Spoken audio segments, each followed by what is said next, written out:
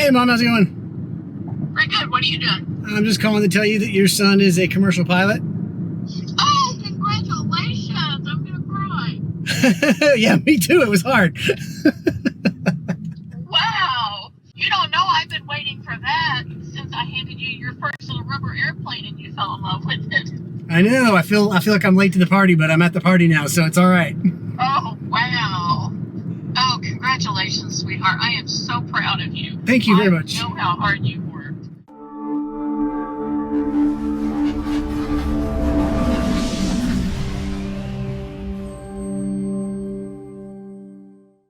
Hey, guys. I had some thoughts I wanted to share as I'm wrapping up this video series on getting my commercial rating. And the thing I started thinking about recently is how aviation, I guess, it's less of a destination and more of a journey. And what kind of got me thinking about that was all the firsts. When you're becoming a pilot or you have a friend who's becoming a pilot, everyone talks about the first solo. People talk about their discovery flight. Once you get your certificate, people talk about the first passenger. That's a real important one. And so I kind of started thinking about, I remember every single one of those moments. And then I started thinking, I kind of wonder what firsts lie ahead of me, because you kind of feel like, okay, I've accomplished that. I've done it. Well, it never stops. And so when I got the commercial Checkride, which I passed, I thought right away I need to call my mom.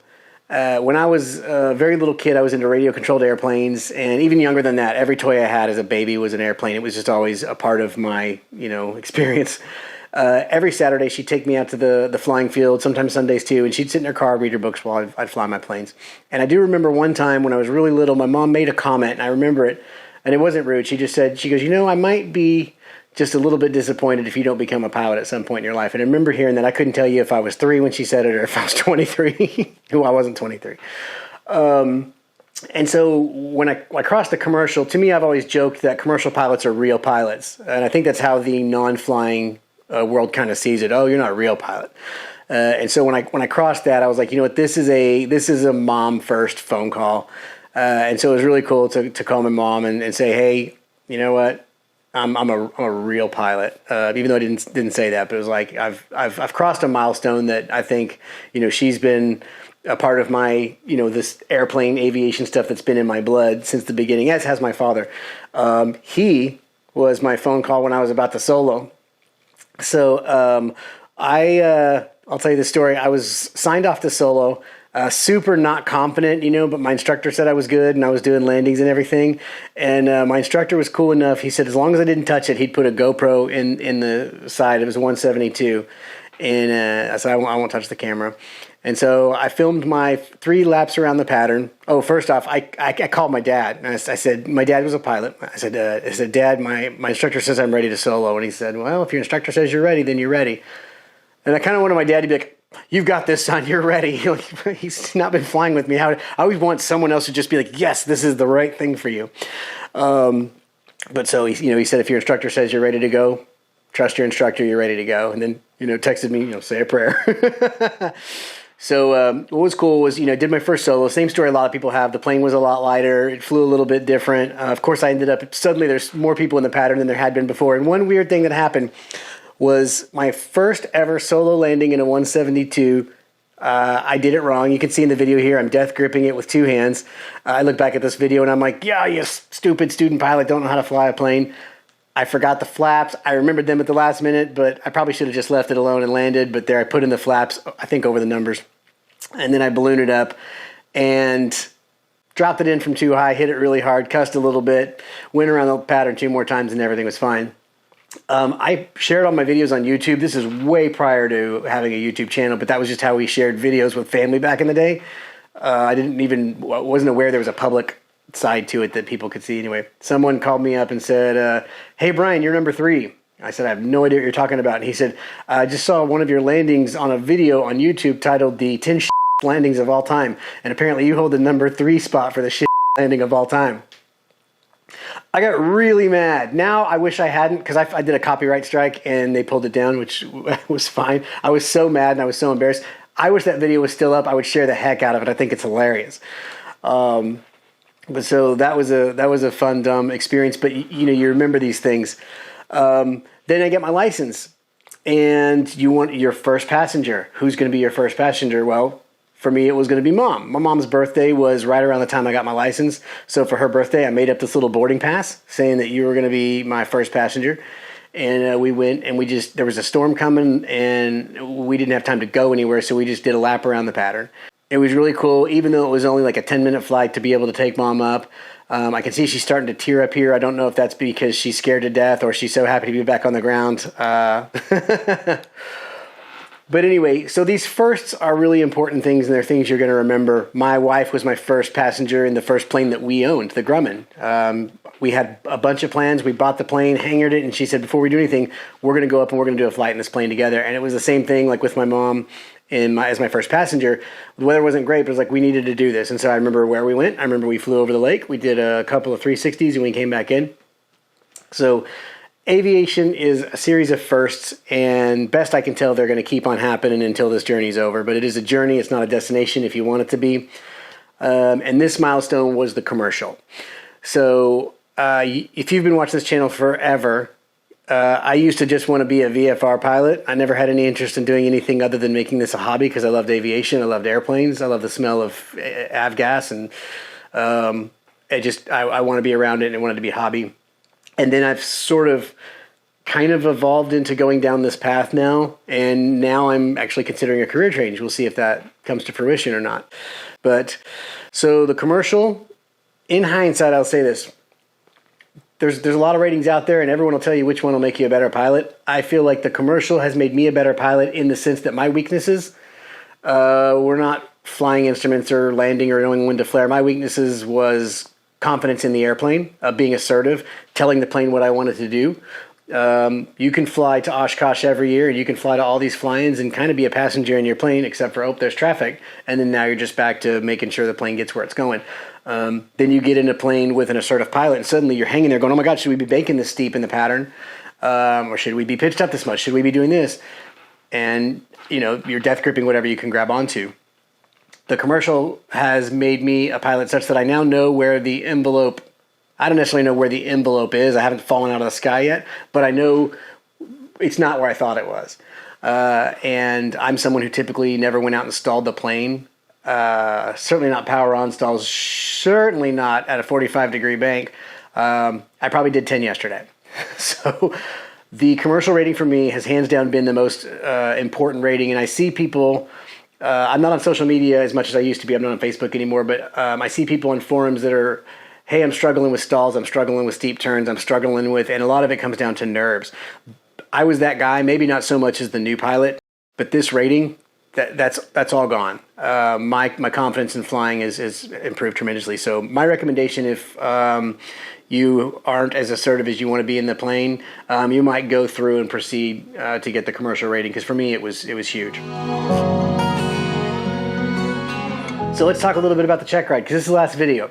I think I might have said the last video was going to be the last video, but there's a Checkride. So I'm not your instructor. I'm not going to tell you what to do, but I will tell you how I do things. The number one thing, I've been talking to the examiner leading up to the Checkride, and he told me twice this week he's had to cancel people's Checkrides because they weren't prepared. And I said, well, what do you mean prepared? And it was simple stuff. Forgot to bring their medical, forgot a photo ID, forgot to bring their pilot certificate, little stuff like that. So I'm just going to show you real quick how I prepare for a Checkride, and all of the work is already done for you. Let me show you what I'm talking about. When you're getting ready for a Checkride, or actually prior, you need, if you saw the first video I did in this series, I held up this book. You got to buy this book, this ACS book. This is going to tell you what is expected of you, what the standards are. Basically, this is your Checkride. At the end of it, there's a checklist that says this is what you need to bring, your personal documents, your airplane documents. If you own the airplane, if you're renting the plane, you need to get a hold of the airworthiness certificate. You need to get a hold of the registration, the maintenance books. But this, if you bring this to your Checkride, your instructor's not going to cancel it because you weren't prepared.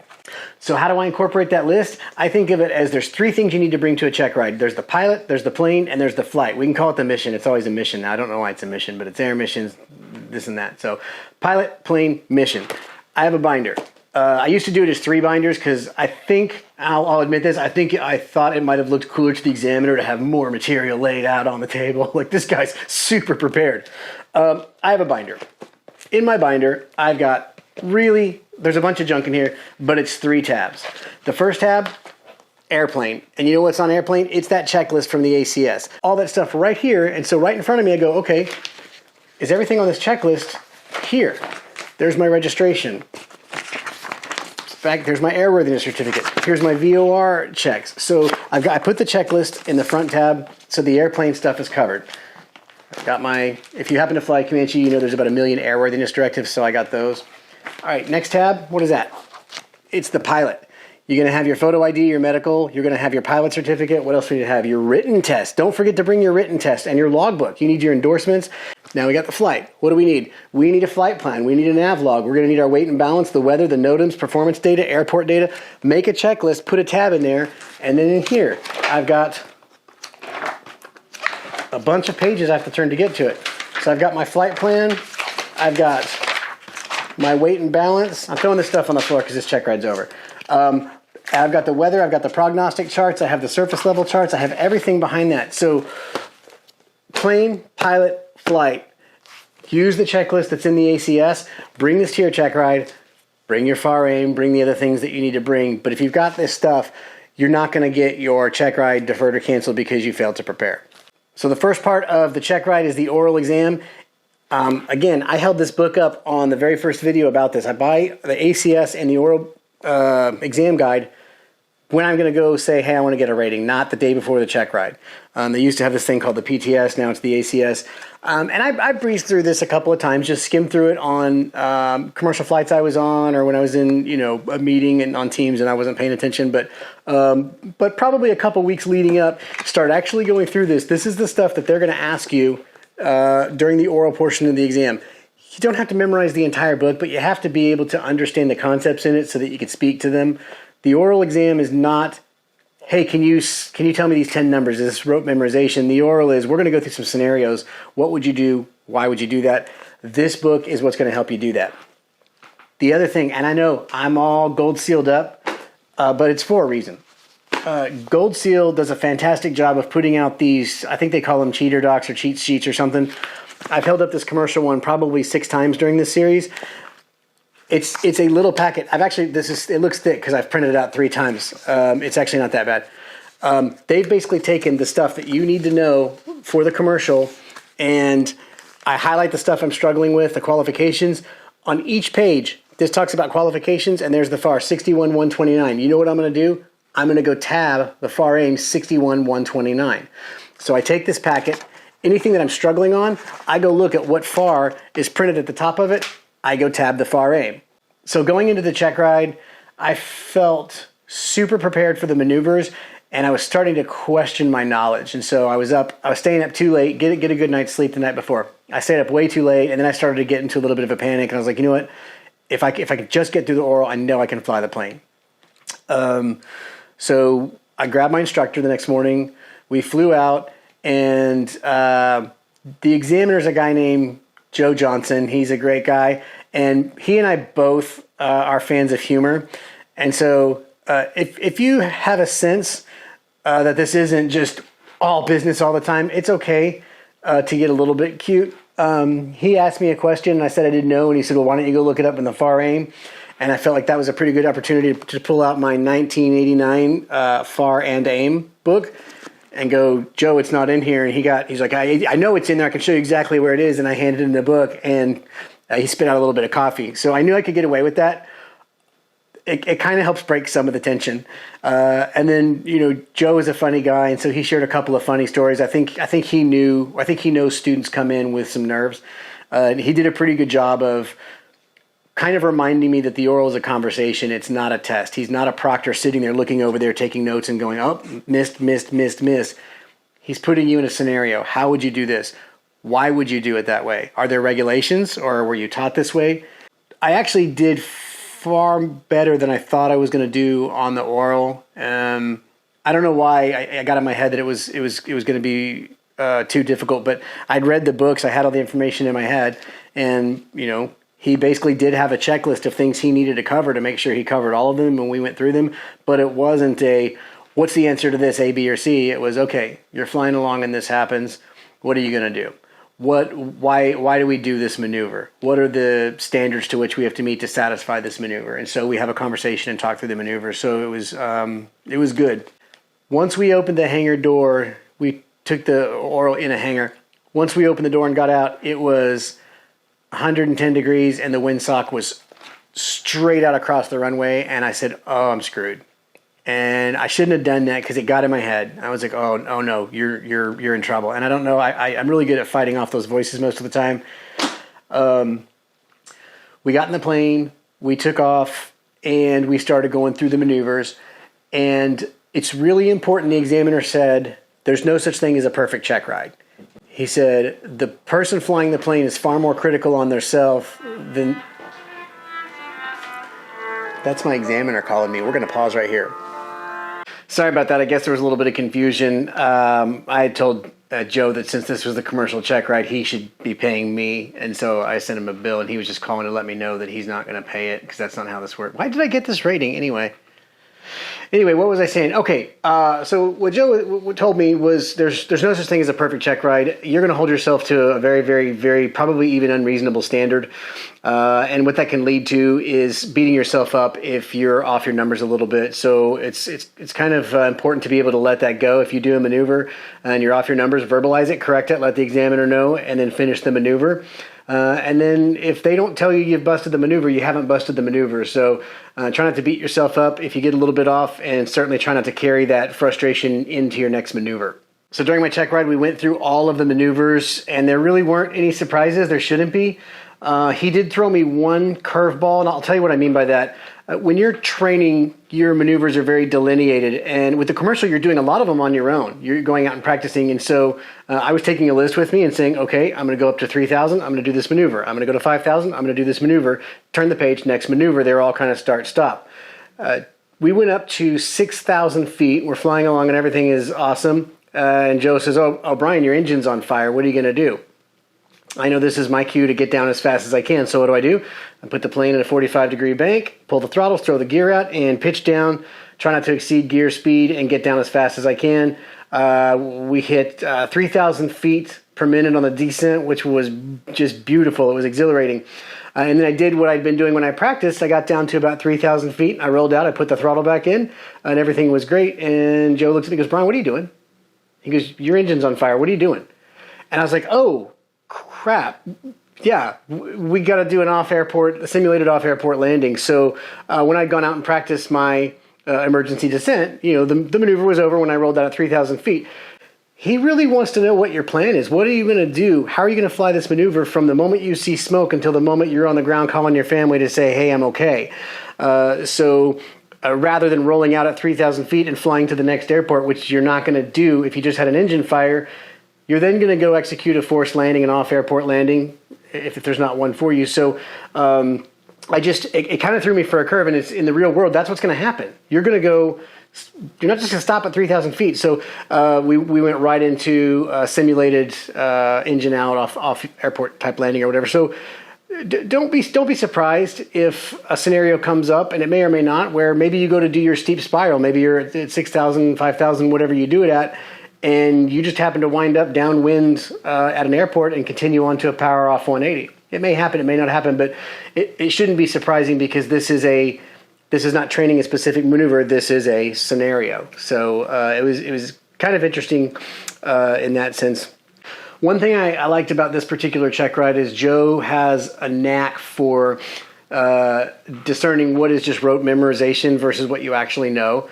And this was a pretty interesting thing he did. He put a METAR in front of me and he said, what does this say? And I kind of read it like you do. And it was fine. He said, that's great. And then he goes, Brian, what's that number right there? I said, Joe, that's 04.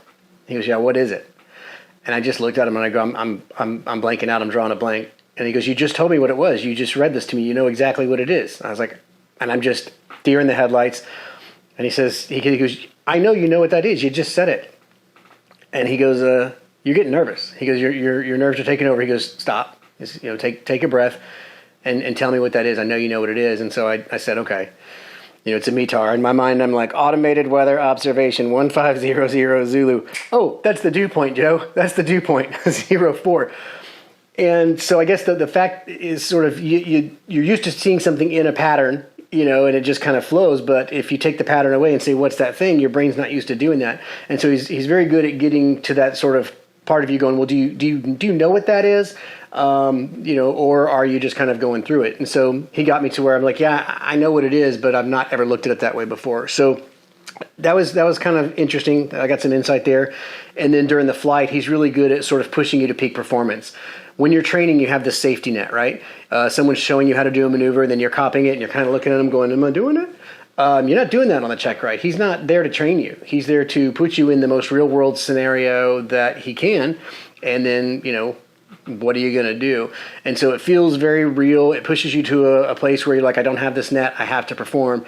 And so you kind of see what you're made of, so to speak. So it was very insightful in that sense. But at the end of the day, I passed, and I'm a commercial pilot, which feels kind of strange to say because that was never part of the plan. But here we are. All right, guys, thanks for watching the series. Commercial's done. I'm going to call that one a success. And now it is time to take a break. Oh, sorry. Phone's ringing. 1 second. Oh, it's Dan.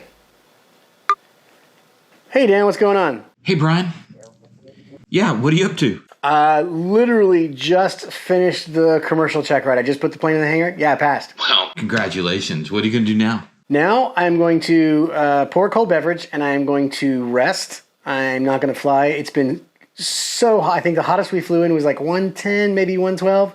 I'm done flying for a little while. I got to take a break, and then I'll get back at it. I got some trips coming up. Yeah, no, actually you can't rest, and that's what I'm calling about. I've got us scheduled for our multi-engine training at Aviator Air. Yeah, I would like to get the multi, especially with the commercial add-on. I'm not opposed to doing that. Give me, I don't know, 2-3 weeks, maybe a month. I just need to take this. It starts today. We have to be there by 5 p.m. We're going to get... Absolutely not. Dan, I just put my plane in the hangar. It's 108 degrees. The ink's not even dry on my temporary. So I'm not flying. There's no way. No, there's no time. We have to do it now. The Checkride's already scheduled for this Friday. Friday. You have a Checkride scheduled for me on Friday for a plane that I haven't even seen. Dude, I just put my plane away. Today's Monday, so you have a Checkride scheduled for 4 days from now for a new rating. I don't even own a book. I don't even know what plane you're talking. This is not something that's possible. Cancel whatever you've done. Hey, quick question. How much twin time do you have anyway? I don't have any twin time. I think I've spent 30 minutes in the right seat of a 310 once. This is not... Well, it shouldn't be a problem. We've got to jump off the call. You're scheduled for the next flight with the instructor in 2 hours. Hey, look, you're going to thank me when this is all over. You're going to thank me when this is all over. I got to go to the airport.